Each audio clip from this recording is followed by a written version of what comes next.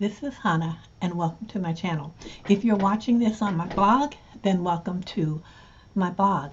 And today I want to spend a little bit of time talking to you about the latest addition to my toolbox, which is the Bira Perfect 6-hole punch. I have not recently, but within the last 2 years become a serious planner. And before I purchased this Bira, I was using my cinch machine to punch holes. And it worked. I mean, because I was an occasional planner, I was an occasional journal keeper. And as I've become more involved in it, I found that using the cinch machine, even with the template, was labor intensive. And I wanted to actually start doing something a little less labor intensive. And so I had contemplated getting one of these, and I put it off. And to be honest with you, I put it off because I really didn't like the prices that I saw out there on the punches. It wasn't worthwhile for me to do that until I saw that Bira in their Sunlit line had a 6-hole punch. Now, if you're new to, if you're new to crafting, or even if you have been crafting for a long time, you're probably saying to yourself, well, what can you say about a punch other than it punches holes in paper? Which is my point exactly. That's the attitude I take toward all of my crafting tools, particularly single function tools. And pretty much everything we use in crafting has one function. It does one job and one job only. And the job that this tool does is it punches paper. So what you want to know about a tool is, does it do a good job? Was it worth the money you spent on it? And was it budget friendly? Our craft, paper crafting, is very, very expensive. And it can become addictive. Buying things can become an addiction. And so if I'm going to give in to my addiction, I'm going to give into it at the most cost-effective level that I can. And I found with the 2 Bira products that I have purchased, it's a good product for the money that you spend. And it would be a good product at any price point, particularly this punch. So why don't we get started talking about the punch? I asked my husband, who is an engineer, to take a look at this and tell me what he thought of it. And I didn't, tell him up front what I paid for it, or I didn't tell him anything about it. I just asked him to look at it from the standpoint of how well engineered it was. And that's what he did. And he came back with a very favorable opinion of it. He looked at stuff that I wouldn't even think about, but he looked at the springs and these little posts, the punching post, I don't know what they're called, something he said, but he looked at all of the elements, the mechanisms that make this tool work, and he said that it is a very well made tool and that I should get years and years and years and years of use out of it. For $16.99, or let's round it up and say $17, you can't ask for more than that. Let me show you a little bit about how this punch works and some of the features that I like about it. I like everything about it, but some of the ones that were very helpful to me. First, I like how well defined the size guides are here, so that when you're setting your page sizes, it's clear right here. You just slide. Let's say if I were going to punch for this personal size planner,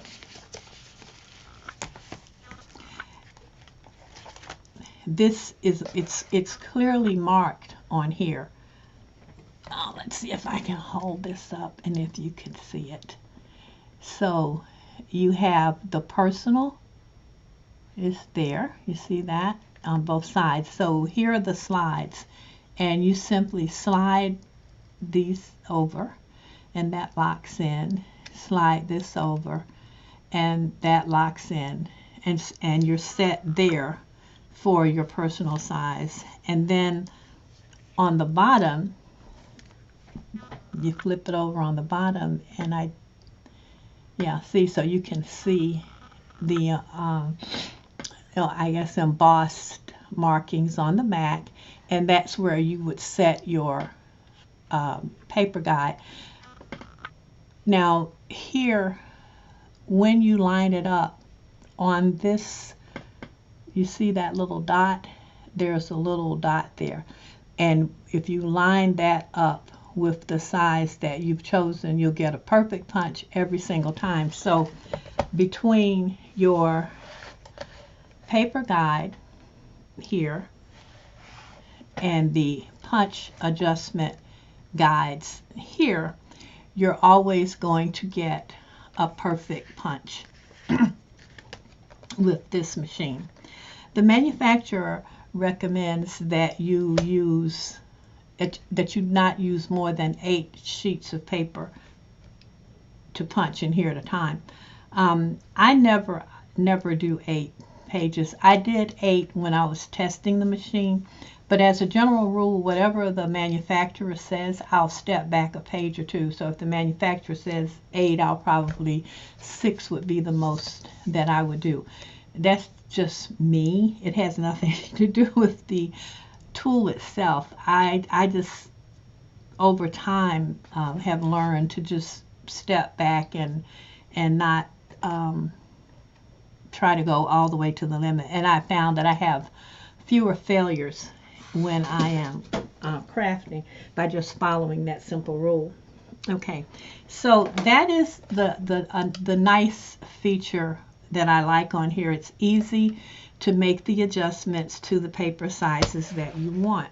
To store the machine, you just press your main lever down, slide this to the right, this button to the right, and it's locked down, and it makes storage easier. And to release it, you press it down, move it to the left, and you're good to go.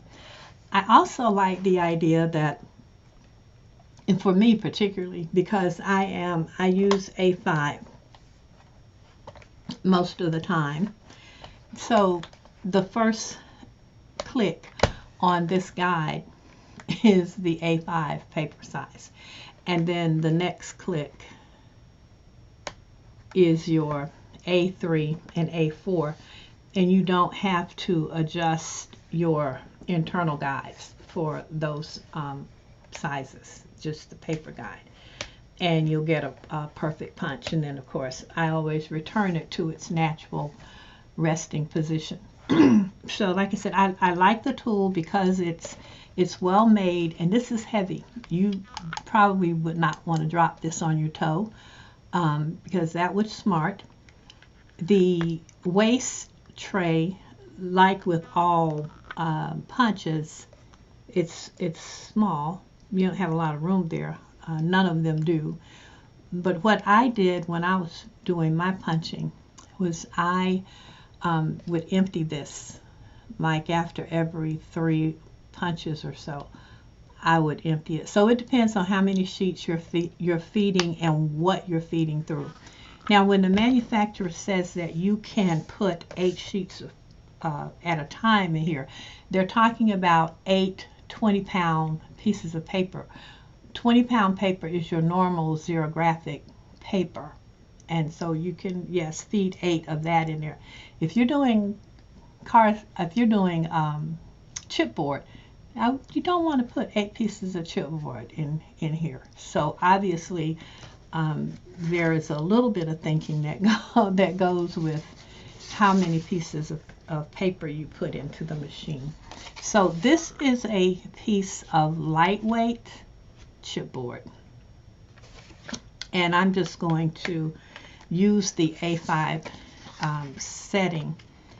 So it's really easy. You put it in, and I hope this isn't an A5 sheet, so let me get something that's, well, that's a little heavier than Okay, so this is the same size weight of chipboard. It's a lightweight chipboard that I previously punched, and I'm just going to punch it again for the A5 size. So they're a nice clean punch, and it didn't take a lot of effort for me to punch through this lightweight chipboard. This is a medium. It's a little heavier weight of chipboard, and I'm going to do the same thing. And as you can see, I got a nice clean punch from that as well. I also have here a piece of textured cardstock, and this is just a regular basil, I don't know how they pronounce their name, but basil basic textured cardstock. I'm just going to stick this in here and center it a little bit, and so it punches through that nicely. And this final sheet is a 80-pound cardstock, and the laminating pouch is a 5 mil laminating pouch. And I punched it previously because I was working on this video and I had to start over again. So what I'm going to do is I'm just going to turn it around, and there's another piece of cardboard here. Well, it's not really cardboard. There's another piece of cardstock here. It's like a 60-pound cardstock. So I will be punching through 80-pound cardstock, 60-pound. This is just a piece of foil, and a 5 mil laminate sheet. So let's see what happens when we do that. Okay. And it punches. And it's not that difficult to punch, but I'm sitting and I was reaching across. But if I had been standing or sitting and had this closer to me and pushed, then it would have gone through. But as you can see, it punched through all of that. It didn't get hung up in the machine. You know how sometimes when you punch, you'll get your paper caught up in. So there was no jamming, no hanging up in there, and it was a very clean punch. So I'm going to just dump this tray.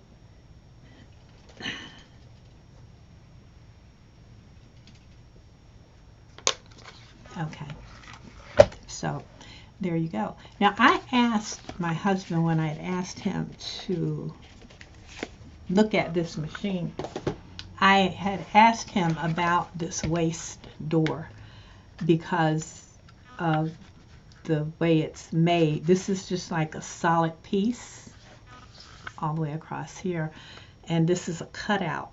And so I asked him if he thought there would be cracking or anything from extended use on this, and he said no, he didn't see any reason why it should be. The way it's constructed, I mean, as with anything else, you have to exercise, I would imagine, ordinary care. If you're going to sit and try to bend it all the way back all the time, which it isn't necessary, you just pop it open and dump out your confetti like that. And just to make sure that all of your punches are clean.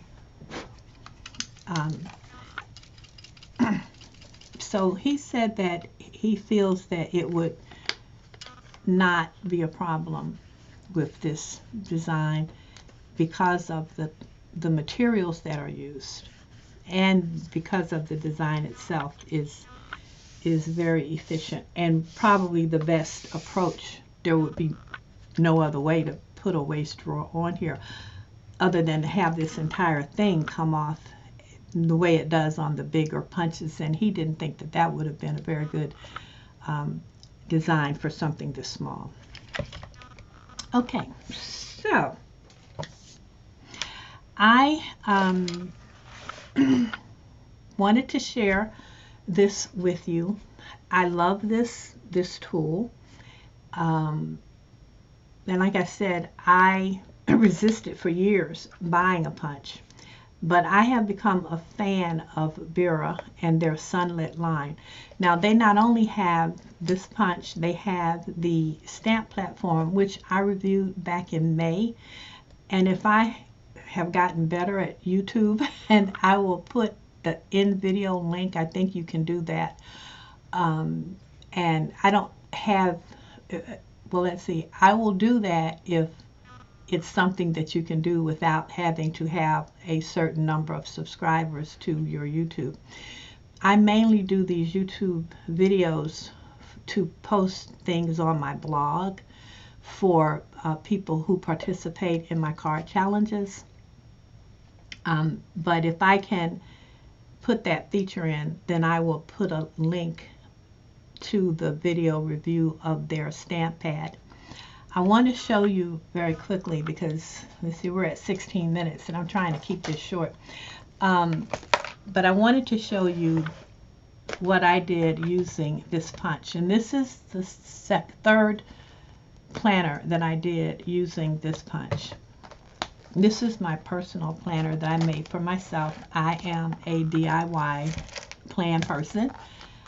So everything that you see in here was punched using the Perfect 6 punch. This cover, and I used different weights of laminate and paper throughout because I wanted to test the punch. So this cover is, again, it's the 80-pound card and a 5mm laminating pouch. And there's just one sheet of card stock in here. In this divider, I used an 80-pound card, but it's 2 pieces.